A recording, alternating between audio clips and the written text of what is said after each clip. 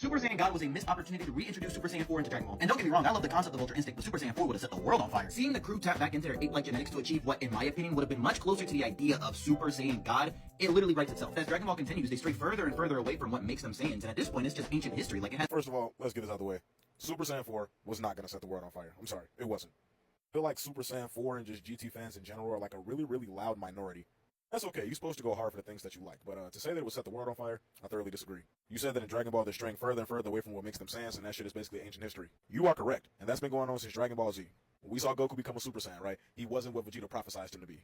Goku was able to be the Saiyan legend while still being the same Goku that we all knew. It was told to us time and time again that Saiyans like Nappa, Saiyans like Vegeta, Saiyans like Raditz, that is what a typical Saiyan was in their nature. And the reason in Dragon Ball Z why Goku was able to stay so far ahead of Vegeta and reach heights that no Saiyan had ever reached is because of his mentality. Goku's pure-heartedness, Goku's lack of arrogance, his lack of ego, his want to only better himself every single day is what allowed him to push past those limits. Vegeta, on the other hand, who showed all those negative qualities, was the one who couldn't progress, at least not as fast or not as much as Goku did. That theme of them straying away from Saiyans to become better has already been present, and they just culminated in Super Saiyan God, Super Saiyan Blue, so on and so forth. By how you describe Super Saiyan 4, it would be a form of regression, and they would throw away the theme that they've been talking about in Dragon Ball this entire time.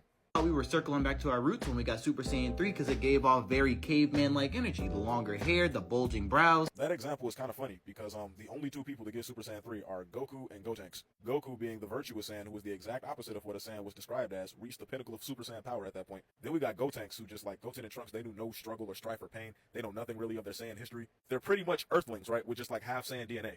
I don't know about you, but I know they act nothing like what a Saiyan is supposed to. Again, there's a constant here. The further the Saiyans stray away from their supposed way of life, the more they're able to improve. Circling back to the roots would have just been, again, a form of regression. When Super rolled around, we really just got a reskin and everyone's powers increased. It just felt really lazy. And the love and demand is there. Do y'all remember how the internet reacted when we got Canon Gogeta?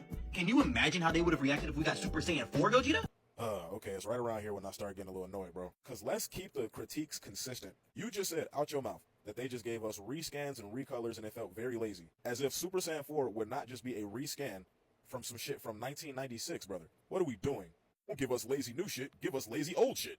Now I can talk to you for what feels like, forever about Super Saiyan God and how it's like high-key the best written transformation within Dragon Ball and how it just wipes the floor with every other transformation, especially anyone in Dragon Ball GT when it comes to lore and writing. However, that's not the point of this video. I just want you to look and see how crazy it is for you to be like, oh man, they're giving us lazy new shit and then also asking for old shit, gang.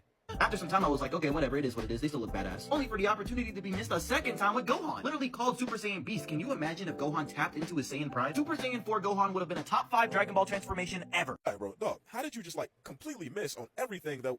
Did you watch like Superhero? You like listen to anything that Gohan had been saying prior to that about how he wanted to find a way to move forward with his strength, not just relying on his Saiyan DNA? Does that really make sense? No, it doesn't, because you can't just like, you can't segregate one half of your DNA. But that's a whole nother story. First of all, it's not called Super Saiyan Beast, it's called Gohan Beast. You saying that they should have just gave Gohan Super Saiyan 4 as if that makes any sense is kind of crazy. Gohan had been moving out of the realm of Saiyan transformations for a long time. His last two were not that. Ultimate Gohan, not a Saiyan transformation, right? Beast Gohan, not a Saiyan transformation. So why would he return to his roots when he was the first real deviant, right? Like Goku was only a deviant in how he was raised. Gohan is a deviant by blood. So how could he return back to like primal Saiyan roots? I don't know, man. I don't know. I just don't really agree here. You feel me? I would love to talk about it if you got time. You feel me? But yeah, those points I couldn't really get behind them.